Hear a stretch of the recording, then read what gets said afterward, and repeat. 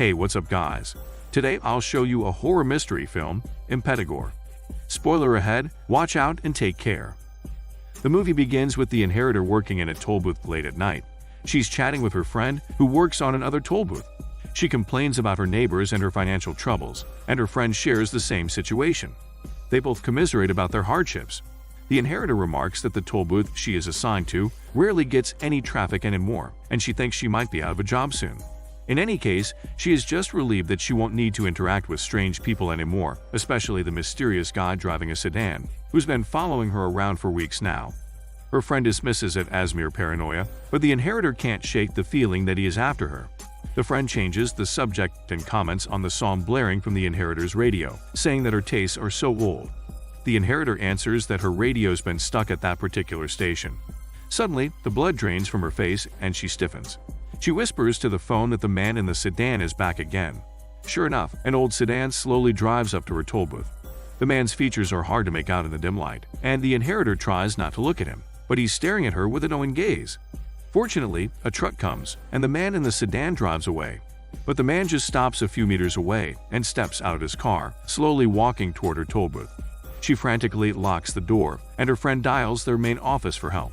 The mysterious man calmly asks her about her real name, her father, and if she's from Mandaranja. She tells him that she doesn't know what he's talking about, and he appears to be mollified and walks away. On the phone, her friend urges her to just leave the toll booth and run. She does this, but the man begins to chase her with a large blade. The inheritor only makes it a few meters before the man catches up to her and subdues her. He then attempts to slice her skin. Luckily, a police officer arrives and tells the man to stop. He whispers that their village doesn't want what the inheritor's family left behind. Then he desperately brings down the blade. The police shoot him before he is able to kill the inheritor. After the attack, the inheritor quits her job at the toll booth and starts a small clothing business with her friend. However, sales have been slow, and they're barely making ends meet. She tells her friend that she went through her late aunt's things and found an old picture of her 5 years old with her father and mother standing in front of a house. She thinks that she can go to the village of Mandaranja and ascertain that the house does belong to her family, and then she can sell it. Not wanting her to be alone, her friend goes with her. They ride a bus for the 6-hour-long journey. During the trip, a professor seated behind them tells her that he routinely coughs to ward off the spirits on board the bus. He tells her that he teaches Russian literature, but he knows Japanese too. She asks him to translate the writing on the piece of paper she found underneath the skin of her thigh. The professor's eyes are widened, and he explains that the writing is in ancient Japanese and that it's a spell cast by an evil person to protect the wearer.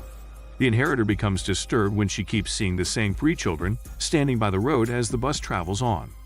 The bus drops them off a few miles away from Mandaranja, and the 2 women commission a rickshaw driver to take them to the village. They venture deeper into the mountains, and they pass by the big house shown in the picture of the inheritor and her parents.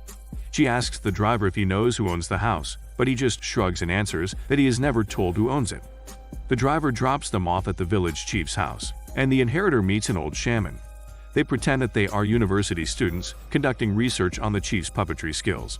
However, the chief isn't there, and so they have to come back the next day. The inheritor and her friend go back to the big house, which stands in contrast to the ramshackle huts in the village. However, the house is in a state of disrepair and clearly looks like it hasn't been inhabited for several years. Inside, they see that the furniture was left behind by the previous owners. Her friend marvels at the size of the estate and becomes giddy at the prospect that the inheritor's family is rich. The inheritor then finds a stack of photos inside a box, but she notices that she isn't included in any of the pictures. The next morning, the inheritor notices that a burial is taking place in the village. They take a stroll through the woods and enter the graveyard, where they find the tombstones of the inheritor's parents. She prays for their souls and hopes that they found peace. On their way out, the inheritor notices that there are a lot of children's graves in the cemetery. They also see 2 villagers staring at them menacingly. That night, the inheritor gets woken by a strange noise. She grabs a lamp and investigates it, but sees nothing. In the village, a villager gives birth to a baby. The chief comes and drowns the baby. The next day, the 2 women watch as another funeral procession passes by the house. They finally meet the village chief, who tells them to visit his house again so they can talk properly.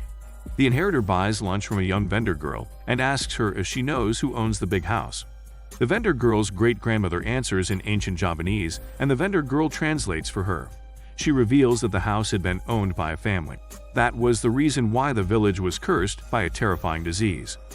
Meanwhile, the friend opens the door to two male villagers. They tell her that the house is owned by someone else, and so they can't stay there.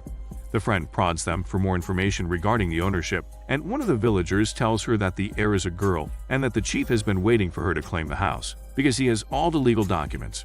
The friend comes forward and tells the two men that she is the inheritor. The men are shocked and they pressure her to come with them to the chief's house so she can claim her inheritance. They go into the woods and the two villagers suddenly attack the friend. They hang the friend upside down. She pleads for them to spare her life. The village chief arrives along with his mother, the old shaman the two girls met when they first arrived. It seems that the villagers are hesitant to take the friend's life, so the shaman grabs a blade and slits her throat. She turns to her son and says that there are two female villagers about to give birth soon, and if they hurry, they can save the babies. On the other side, the inheritor comes back to an empty house and looks for her missing friend. She tries to call her, but there is no response. The inheritor searches through the village for her friend. She knocks at the chief's door and asks him if he has seen her friend. He invites her to come in and wait for her friend at his house, but she refuses and continues her search. Meanwhile, the two villagers pour a bucket of the friend's blood into a tree. The shaman walks out of her house with a basket, and she hangs freshly peeled human skin on the clothesline to dry. They do not just drain the friend of her blood, but also skin her. That night, the inheritor attends a village celebration. The chief conducts a puppet show, and the villagers are all smiles. Another female villager gives birth, and the inheritor watches through a crack in the wall. To her surprise, the baby is born skinless. Like before, the village chief takes the baby and drowns it. The inheritor makes a noise in surprise, and she discovers that the vendor girl from earlier is behind her. The vendor girl whisks her away and hides the inheritor at her house. She reveals that there haven't been any babies who could survive childbirth in the village for 20 years now because of a curse. This curse originated from a rich puppet master who used to live in the big house. The shaman also worked there as a servant. The puppet master married the most beautiful girl in the village, but their union was not fruitful. After 5 years, the wife finally became pregnant, but the baby was born without skin, and the puppet master became a recluse.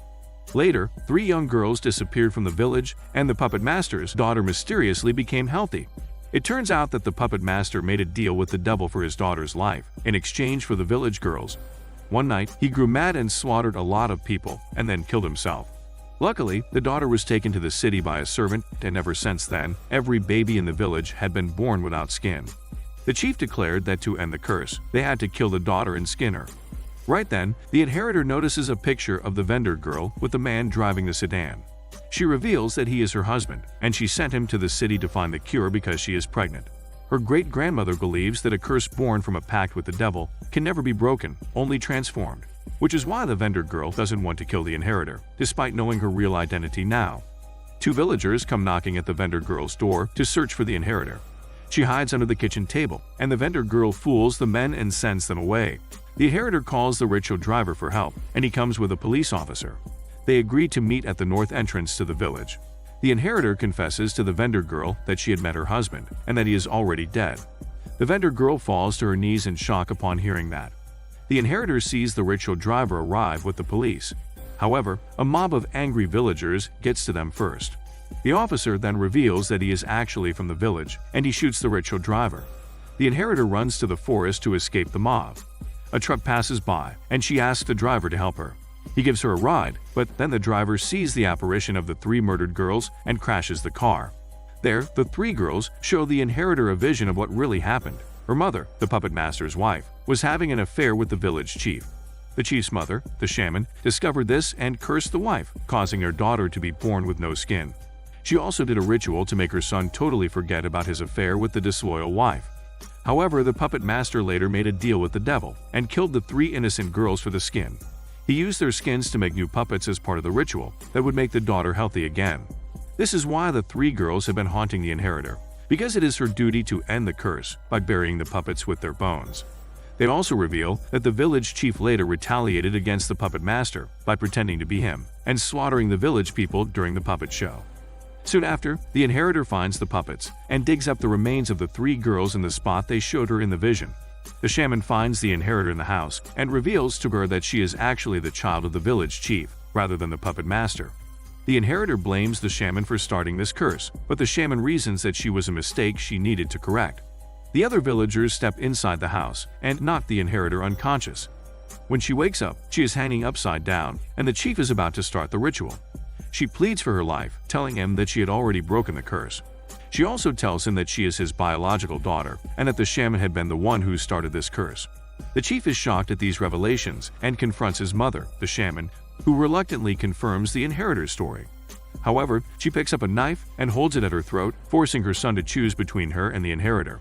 Right then, a villager announces that a healthy baby has been born, signifying that the curse is finally broken. Confronted by the truth and the weight of his actions, the village chief committed suicide. The shaman is racked by grief and kills herself soon after. With the village distracted, the inheritor escapes and runs through the forest. She catches a ride on another truck as dawn begins. The movie ends with another woman giving birth in the village a year later. The spirit of the shaman appears, kills the fetus in her belly, and eats it. Just like what the great-grandmother told the vendor girl, no curse made by a pact with the devil can ever truly end. It will only transform into an even more horrific curse. This is Daniel CC Movie Channel. Stay safe and enjoy your day.